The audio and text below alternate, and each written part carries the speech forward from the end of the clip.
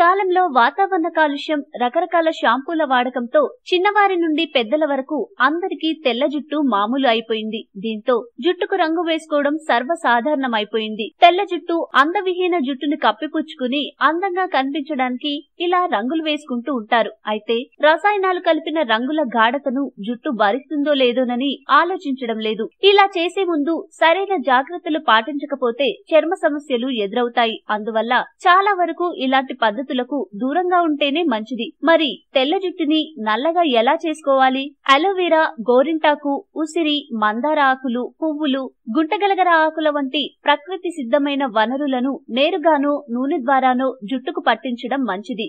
జుట్టుకి natural colour ని అందించేది హెన్నా. ఇది వాడడం వలన జుట్టు డ్యామేజ్ ని నివారించి జుట్టుని ఆరోగ్యంగా ఉంచుతుంది. గోరింటాకు ఆకులను మెత్తగా నూరుకుని దానికి 3 టీ స్పూన్ల ఉసిరికాయ పొడి, 1 టీ స్పూన్ కాఫీ పౌడర్, కొంచెం పెరుగు చేర్చి బాగా కలుపుకోవాలి. ఈ మిశ్రమాన్ని కురులకు పట్టించి ఆరిపోయే వరకు ఉండనివ్వాలి. ఆ తర్వాత మైల్డ్ షాంపూతో కడిగేసుకోవాలి. జుట్టుకి ఉసిరికాయ ప్రభావం ఎంతో మంచిది. ఎండబెట్టిన ఉసిరి ముక్కలని నీటిలో నానబెట్టి మరుసటి రోజు మీ జుట్టుకి రాసుకుని తలస్నానం చేస్తే ఎంతో మంచిది. మీ జుట్టు నున్నగా లేదా మృదువుగా అవ్వాలంటే ఉసిరి పేస్ట్ ని కానీ లేదా ఉసిరి ఆయిల్ ని కానీ తలకు రాసుకుని తలస్నానం చేస్తే ఎంతో మంచిది. ప్రతిరోజు క్యారెట్ జ్యూస్ తాగితే తెల్ల జుట్టును నివారిస్తుంది. పాలు, పంచదార లేని బ్లాక్ టీలో 1 స్పూన్ ఉప్పు కలిపి తలకు పట్టించి 1 గంట తర్వాత మామూలు నీటితో శుభ్రం చేసుకోండి.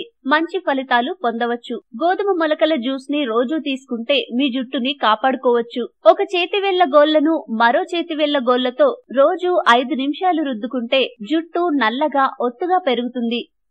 మీకు ఈ వీడియో నచ్చితే లైక్ చేయండి, మీ ఫ్రెండ్స్ తో షేర్ చేసుకోండి, కానీ సబ్స్క్రైబ్ చేయడం మాత్రం మర్చిపోకండి. Thanks for watching.